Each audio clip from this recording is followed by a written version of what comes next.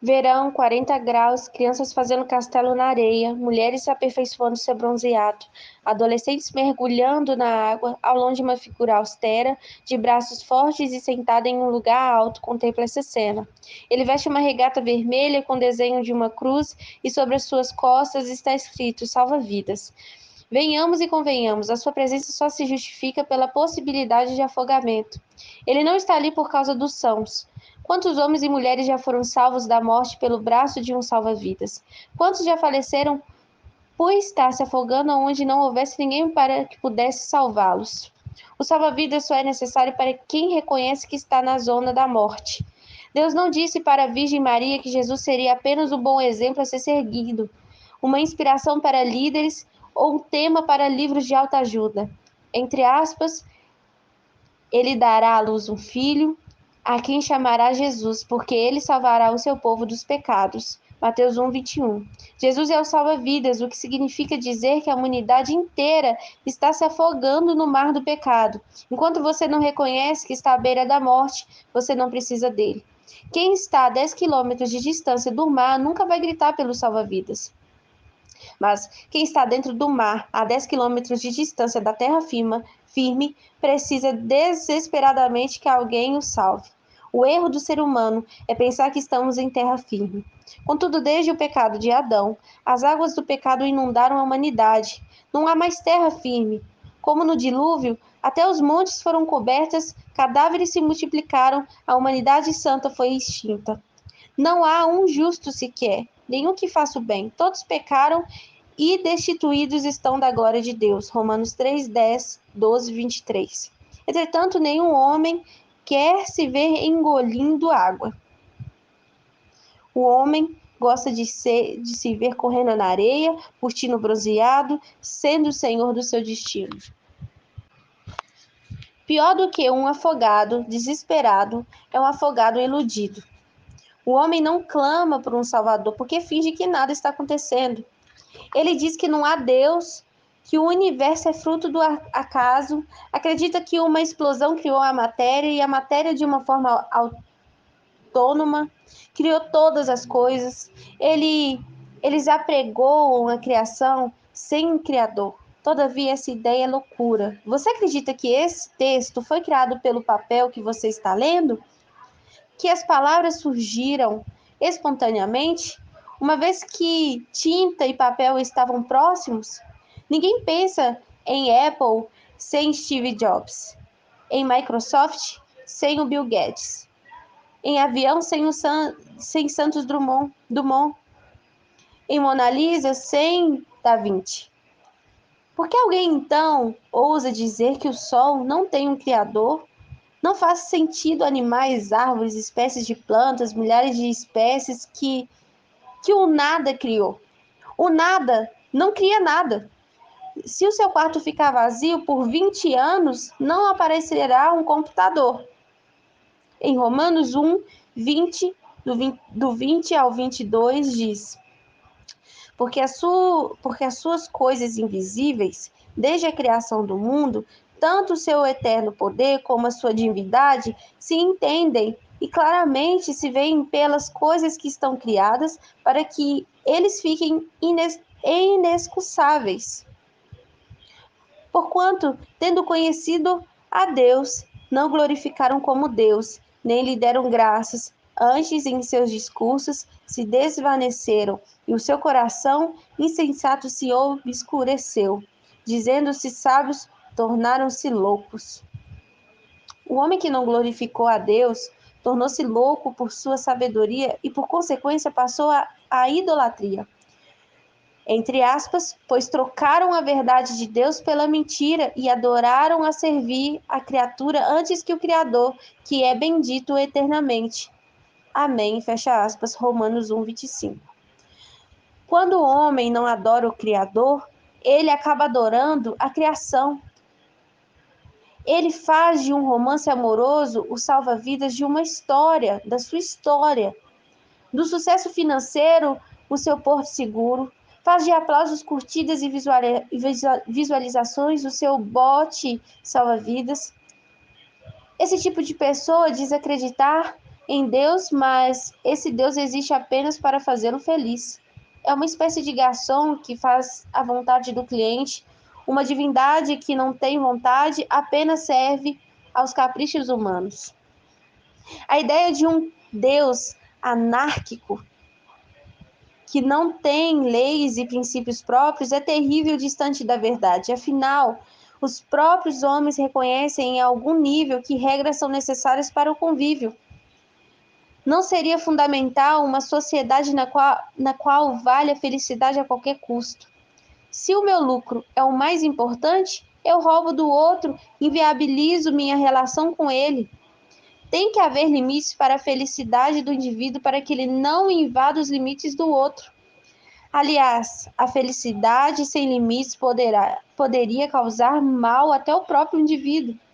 Uma mãe não deixa um filho brincar com fezes só porque ele está feliz. Um pai não incentiva o filho ao vício de cocaína só para ele ser feliz, para se autossalvar, entre aspas. O homem apelou ao ateísmo, ao hedonismo e também ao moralismo. O moralista é uma pessoa que diz acreditar em Deus e tenta cumprir seus mandamentos. Ele acredita que por ser bonzinho vai para o céu. Seu salva-vidas não é alguém que carregou a cruz, são seus próprios braços cansados. Ele tenta se manter vivo por sua própria força e não percebe que está se afundando ainda mais. O problema do moralista é que ele não percebe que, por mais que se esforce, nunca será suficiente. Ele não se dá conta do tamanho da distância entre ele e a terra firme. Na melhor das hipóteses, seu esforço pode fazer com que ele sobreviva por um tempo, mantendo-se sobre a água. Contudo, para viver de verdade, ele precisa de alguém que tire da água. O problema dos afogados iludidos é que eles não lidam com a causa. Antes, seus esforços se dirigem apenas às consequências. Desde que o primeiro homem se afogou, o pecado tem gerado as mesmas consequências. Em Gênesis 3, do 7 ao 10, diz: Então foram abertos os olhos de ambos e conheceram que estavam nus, pelo que coseram folhas de figueira e fizeram para si aventais. E ouvindo a voz do Senhor, Deus, que passeava no jardim à tardinha, esconderam-se o homem e a sua mulher da presença do Senhor Deus entre as árvores do jardim. Mas chamou o Senhor Deus ao homem e perguntou-lhe: Onde estás? Respondeu-lhe o homem: Ouvi a tua voz no jardim, tive medo porque estava nu e escondi-me.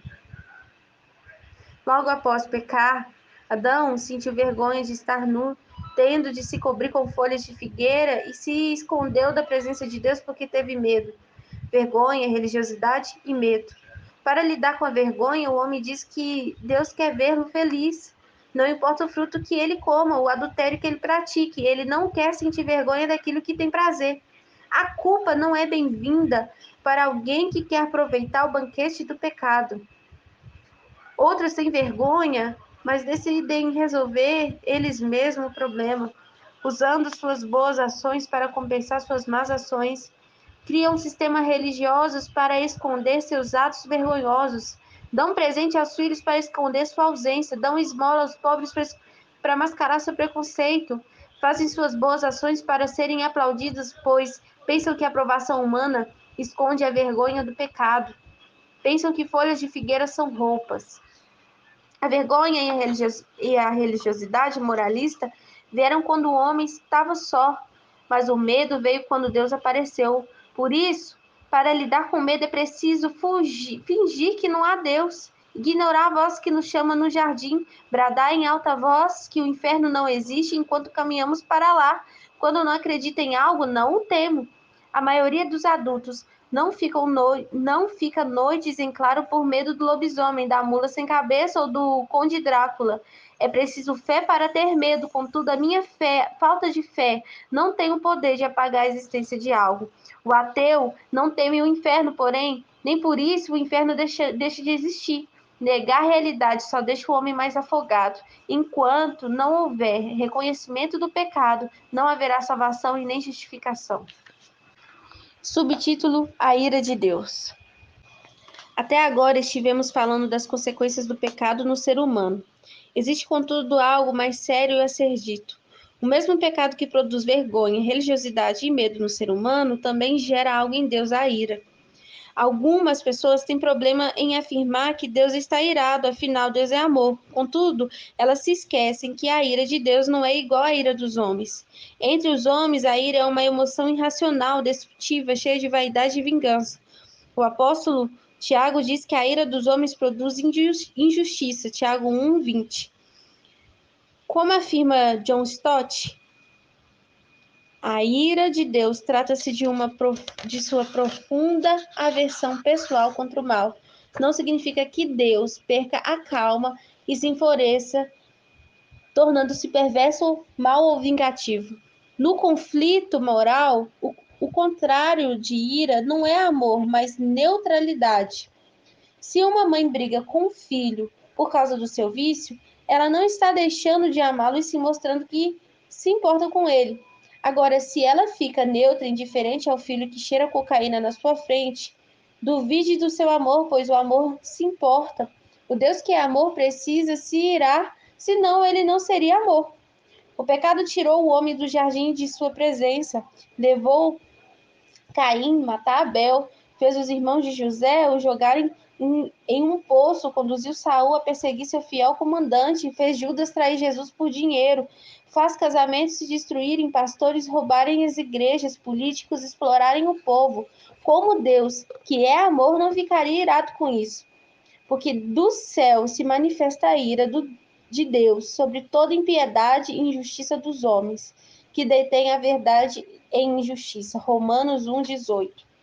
Veja que a ira de Deus não se manifesta contra o homem diretamente, mas sobre a injustiça e a impiedade.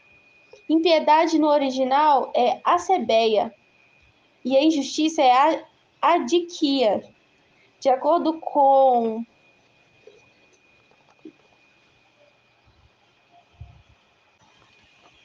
acebeia é contra Deus e a adiquia é contra os homens. Impiedade é quebrar o mandamento de amar a Deus, e injustiça fere o amor ao próximo.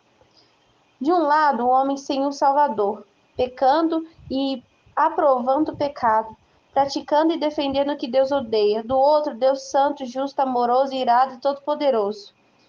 O que isso pode produzir? Como se manifesta a ira de Deus sobre o pecado do homem? E quais esferas ela vai atuar? Subtítulo: Relacional. Abre aspas. As vossas iniquidades fazem separação entre vós e o vosso Deus. Isaías 59:2. Por causa do pecado, a humanidade está separada de Deus. Abre aspas. Cheios de trevas, no entendimento, separados da vida de Deus. Fecha aspas. Efésios 4:18. Quando eu abraço o que Deus odeia, o resultado é uma quebra de relacionamento. Essa quebra fez Deus nos chamar de inimigos dele. A vós também, que no outro tempo eram estranhos inimigos no entendimento pelas vossas obras más. Colossenses 1:21. Antes de Cristo, nossa vida era tida como adversária opositória de Deus e sua palavra. Separação é algo muito sério. Um casal que um dia desfrutou de intimidade, morou em uma mesma casa, tinha tudo em comum, era de fato um só, porém, quando veio a se separar, perdeu tudo. O divórcio marca o fim da intimidade, da convivência. Eles podem se esbarrar na rua, mas não mais habitarão no mesmo lugar. Nossos pecados nos divorciaram de Deus. Um dia estávamos com ele no jardim, no outro estávamos na rua da amargura. A verdade é que o homem pecador, mesmo debaixo da ira de Deus, prova um pouco de sua misericórdia. Contudo, ele não sabe o que é ouvir, não desfruta da maravilha de orar, não conhece o Espírito Santo, acha que a alegria está nas coisas e pessoas. Separado de Deus, ele parece não perceber as boas coisas que Deus pode fazer na vida dele. Separado, ele está insensível. Na verdade, estávamos mortos em nossos delitos e pecados. Efésios 2:1. Nossos pecados nos levaram à morte espiritual. Vivemos com a nossa alma e corpo, mas nosso espírito está morto por causa dos nossos pecados. Vivemos então uma vida que não é vida, como uma pessoa que sonha e não tem consciência de estar dormindo. Pensamos estar vivos quando na verdade estamos mortos. O pecador precisa acordar, na verdade precisa ser ressuscitado. Como pode um morto se relacionar com Deus vivo? O que você diria de alguém que diz que seu melhor amigo é um cadáver, que o amor da sua vida é um esqueleto? Deus é um Deus de vivos e não de mortos. O pecado tornou o homem morto, insensível, incapaz de se relacionar com Deus vivo. Além de perder a sua vida, o homem foi destituído da glória de Deus. A palavra destituído significa retirado ou afastado de alguma ocupação, demitido, falhar em tornar-se praticante. Imagine um homem que trabalhe dentro de um escritório e que de repente é destituído, demitido da sua função. O escritório não é mais o lugar que ele ocupa. O homem foi demitido da glória de Deus. Ele não é mais participante da grandeza e do esplendor da glória de Deus. Por mais que ele tenha coisas materiais, ele não tem a verdadeira bênção de Deus que enriquece e não acrescenta dores. Ele tem dinheiro, mas não tem paz. Tem família, porém não se sente completo. Está empregado, todavia não se sente realizado. Tem tudo, mas parece que não tem nada. Perdendo o relacionamento, o homem perdeu o favor divino. Separado, morto, destituído, a distância de Deus é algo terrível. Mas se não bastasse o homem pecador, ver o seu Criador se afastando através dos seus delitos e pecado, o homem se tornou inimigo de Deus. Essa palavra inimigo é usada para o diabo. Como sabemos, o diabo está contra todo o propósito de Deus. A conduta do homem pecador vai contra o desejo que Deus tem para ele. Além de ser incapaz de contribuir para um plano de Deus, ele ativamente tenta atrapalhar os propósitos divinos. Ver Deus chamar o homem pecador de inimigo é vermos mais uma vez o quão distante estamos da comunhão com ele. Por que a comunhão tem Deus e o diabo, luz e trevas, Cristo e Belial? O pecador escolheu um inimigo perigoso. Colocar-se em oposição ao Todo-Poderoso tem consequências eternas.